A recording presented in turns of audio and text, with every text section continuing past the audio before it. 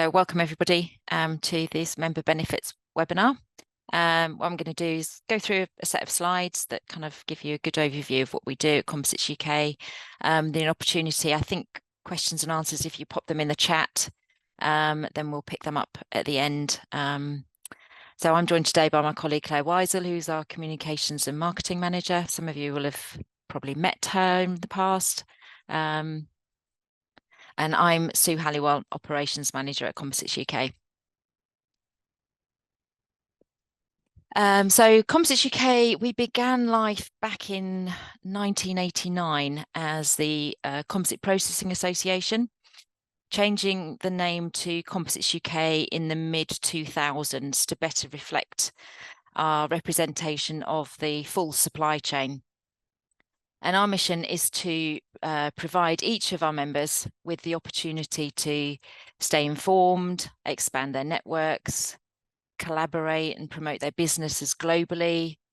And what we're trying to do is capitalize on market growth and also work towards achieving the net zero targets that our government and globally we've been set. We represent a unified voice for the UK composites industry, and we develop critical relationships with key political individuals and departments, and I'll touch on that in slides to come. At the beginning of this year, we launched the second of our 5-year strategies, and this helps us define our work streams and our key priorities for the association.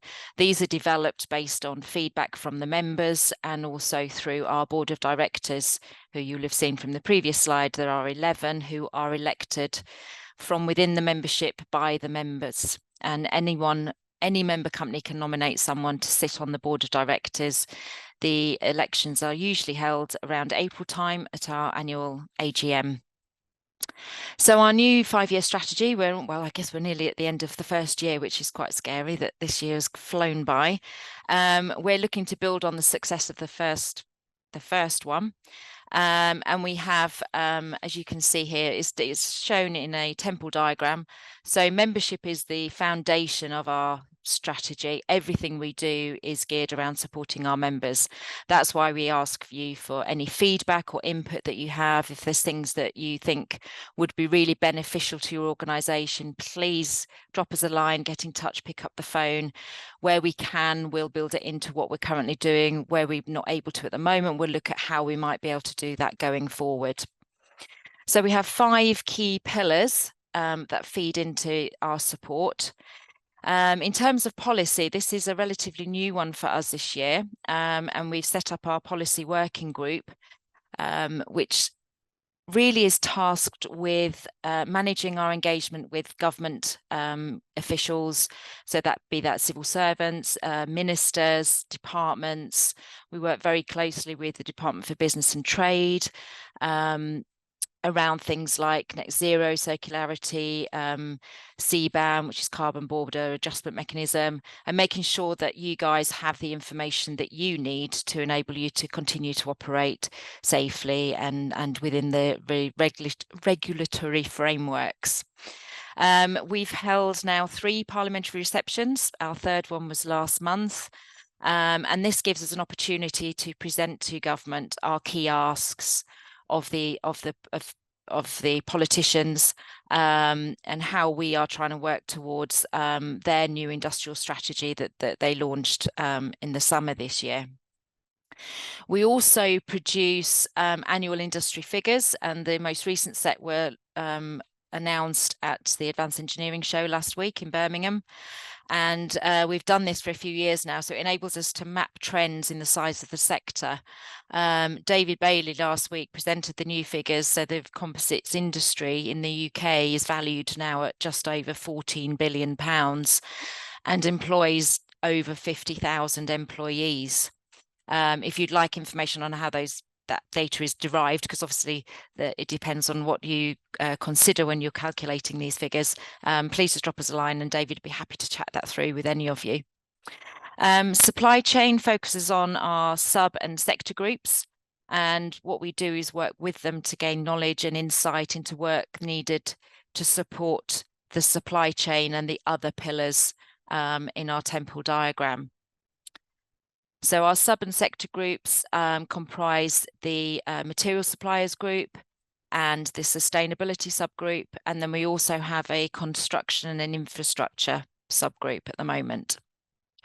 Workforce development, this is critical to the composites industry, both now and also for our future.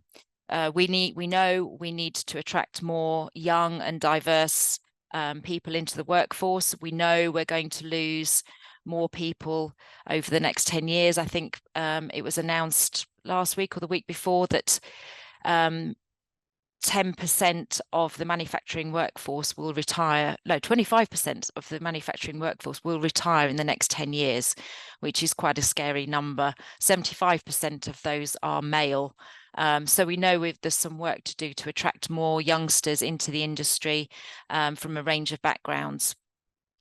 And we're doing quite a lot of work around that with our skills pledge that we launched last year, and also the work around equity, diversity and inclusion that we've been doing over the last 12 months. At the beginning of this year, we've published the first EDI report for the sector, and we've been working around the data published in that to try and move things forward for the industry. Health and safety also sits under workforce development, and you should all have a health and safety rep on our system, and they will be receiving the monthly bulletin, which gives updates on things coming out from HSE, also links into various initiatives that we're working closely on. We are part of the Health and Safety Executive Simple Committee, which is safety and manufacturing of polymers, and we work with other trade associations in this committee to ensure that we're working together to improve safety across the industry. Technology, we don't develop technology. We're not an R&D organisation, but we work with other organisations such as the Catapult Centres to make sure that our members have access to upcoming and cutting edge technological developments. For example, we're looking at how AI and digital can be incorporated into all sorts of different businesses across the industry. Events and exhibitions, obviously a core activity for all trade associations. Those of you that were at the Advanced Engineering Show last week will have seen the Composites UK Pavilion that we organise there every year. If you'd like more information on how to get involved in that, then again, please drop us a line. We support 3 key exhibitions a year. So the Advanced Engineering Show, JEC World in Paris in March, and next year we will be at Farnborough again, along in a joint stand with the Northwest Aerospace Alliance. If you'd like information on any of those, please get in touch. We also run our own programme of events throughout the year. These are on a range of different topics. We have 2 coming up in November, one around the thermoplastic composites, which we run jointly with the British Plastics Federation. And then we have Recomp, which is all about recycling of composites. So this year, Recomp is a 1-day event. It's kind of the catch-up event, if you like. Next year, it will go back to a 2-day event. And there's exhibition spaces around both of those as well. In December, we are also running a supply chain event with a large OEM, a defence and aerospace OEM based up in the Northwest. If you're a member of Composites UK, and I appreciate there are some non-members on this call, you should have received information about this. It is a member-only event. If you haven't received information and you think it would be of interest, again, please get in touch. The roof of the temple is sustainability, which poses both a challenge and a key opportunity for our sector. And Malcolm Forsyth, our sustainability manager, is leading our activities in this area. We've developed a range of tools and educational materials which are held in the members resource area on the website to support companies along their net zero journeys. We finished at the beginning of this year a UKRI funded project which was addressing the recycling of glass fibre based composite products, and that was the first R&D project that actually looked at glass fibre products. There's been a lot of work around carbon fibre, but this one looked at glass fibre in particular. The membership, this really is just to show that it really that we're staying steady at the moment. It rose rapidly up till the pandemic. We're really proud that we've managed to retain membership during the pandemic and since, recognising that it's a very tough economic climate out there for all companies at the moment. But we're delighted that companies are choosing to spend some of their resource in membership of Composites UK. The pie chart just shows a rough breakdown of the types of companies that we have in our membership, and it's probably no surprise that the majority are manufacturers, material suppliers and service providers into the industry. But I think what this also shows is that we represent the full supply chain and we have representation across all of those different categories. So why does membership matter? Well, we used to liken it to a gym membership, but actually it's slightly different from a gym membership, because if you join a gym and you don't go, you don't really get any benefit. But with Composites UK, like most trade associations, there's a lot of work going on in the background. So even if you don't engage that much, you will gain from membership. We do, as I mentioned already, we do a lot of work around policy and key industry issues such as workforce development, sustainability, and this impacts on our whole membership, as well as the wider sector, of course, as well. All of our members can use the Composites UK member logo on their websites, on your stationery, on your emails. Again, if you don't have a copy of this, drop myself or Claire a line and we can get that across to you. And the member resource area has a huge amount of information and tools in it that you can access free of charge. Again, if you can't remember your login or you don't have your login details available, drop us a line and we can reset that easily for you. Oops, sorry. Oh, there we go. So there are 5 key reasons why companies choose to become part of Composites UK and also why they stay in membership. One of the most important ones for many is we can save you money. You can access exclusive discounts as detailed on this slide through events and exhibitions and also advertising. We also work with a number of third-party service providers that are part of our business support network. So certainly for smaller organisations, these can help you with key services that you might not have in-house, such as R&D tax credit calculations or health and safety support or legal advice as well. We can save you time. So as mentioned already, we've got a lot of information in the member resource area of the website. You can access the industry reports, funding updates, technical advice. It's all there rather than having to trawl through Google and try and track it down yourself. We've also got a lot of our information on there from our own reports around things like EDI, health and safety and sustainability. We can help boost your impact. So many companies join for the promotional support that we offer our members. We have a newsletter that goes out fortnightly. You can send through as many articles to be included in that newsletter as you would like. The newsletter goes out to over 15,000 industry professionals, so it's a great opportunity to broaden your reach and also maybe get into parts of the end sectors that you wouldn't normally be engaging with. The news articles are also placed on our website, so they're visible for anyone that comes in. And we attract over 12,000 unique visitors per month, which is quite a significant number. There's also advertising opportunities on the website. So it's a great opportunity to get your brand out there, to raise awareness of what you're doing and the fact that you're involved with the trade association. We're active across the main social media platforms such as LinkedIn. So again, please link with us where we can. Where we see it, we'll share your news. If you tag us in your posts, then it's much easier for us to track those. Because obviously we've got over 350 members, so keeping track of everybody is almost a full-time job, really. And we've just had our 2025 industry awards. They were awarded last week. You've hopefully seen emails and press releases and stuff on LinkedIn about this.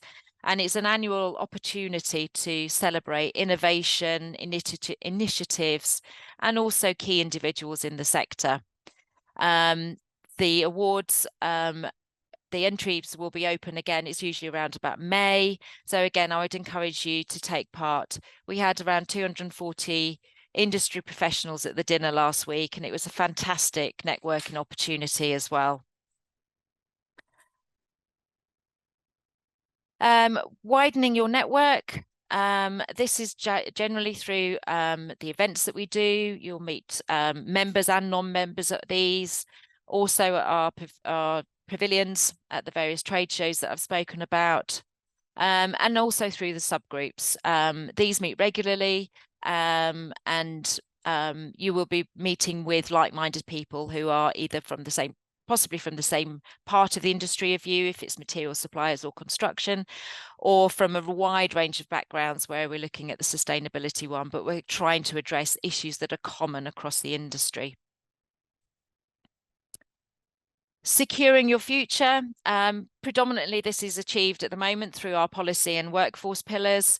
You'll get to have your say in government consultations. We'll flag anything that's coming up so that you're aware of it and can take part in that. And we have access to member-only tools to support workforce development activities and also sustainability challenges.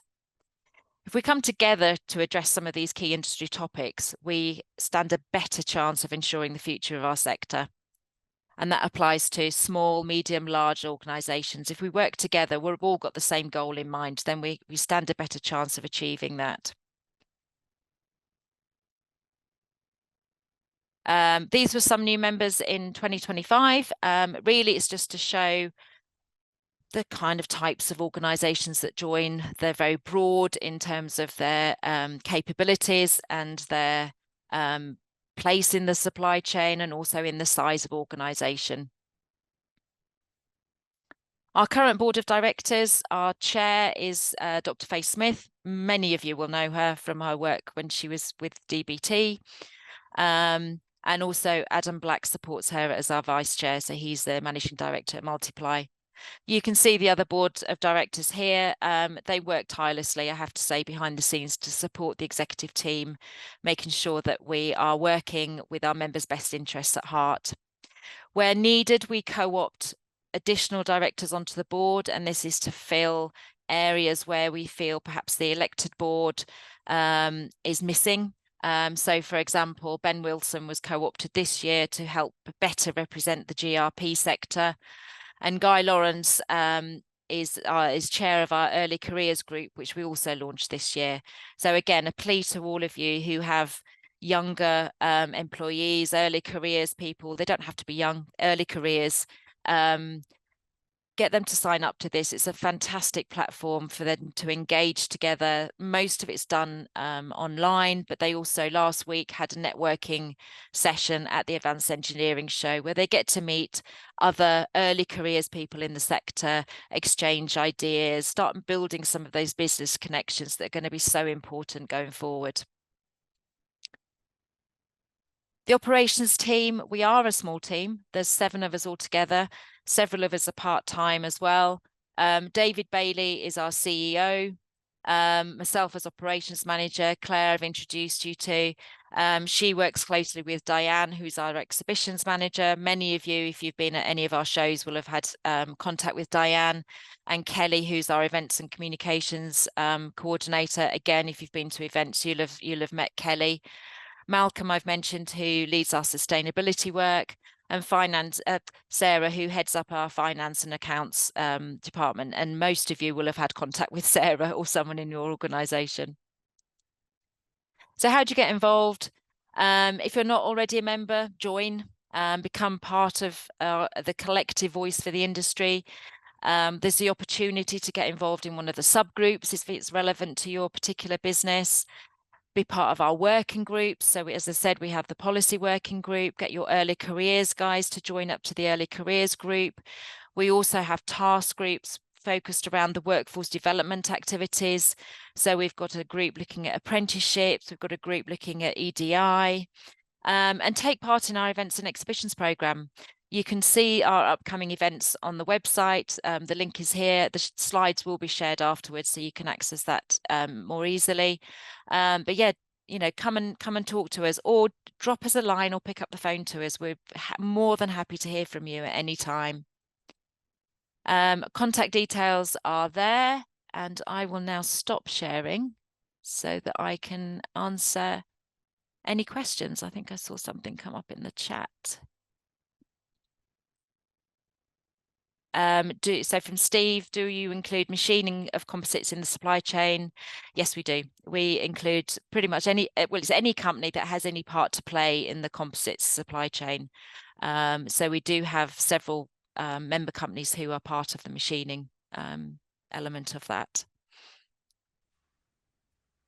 Are there any other questions? Hi, yes. Can you tell me, who do we speak to actually get some articles in your newsletter? If you send them through to either Claire or Kelly, yeah, Kelly predominantly, so that Claire doesn't get swamped with it all. But yeah, Okay. Kelly or Claire, they manage the newsletter. Great, thank you. And do you assist in actually doing mail shots out? If we put an email shot together, do you assist in distributing that at all? I'll let Claire pick that up. We do charge for that. Okay. And send over our media pack, so you've got all the information there. Okay, great. I'll come back to you, Claire. Thank you. Right, no worries. Any other questions or comments? If you think of something after this meeting, then please just drop us a line or pick up the phone, Nigel. I'm sorry. Yes. It's all right. Have you any development on CBAM and what's happening within the composites? We know it's on glass fiber now, so this is the carbon border adjustment. So the UK CBAM seems to be following EU CBAM. So in the current system, glass fiber isn't included. There was quite a big campaign to prevent glass being included in that. Is likely to happen because it's a high intensive, energy intensive part of the industry. Carbon fiber is likely to follow suit. We don't know when, but part of our membership with UCEA, which is the European Composites Industry Association, enables us to input to EU consultations as well as UK consultations on this, and also enables us to keep up to speed with what's happening at a European level, because like UK REACH seems to be following EU REACH, UK CBAM is more than likely to follow EU CBAM, which has obviously also been in operation for the last couple of years.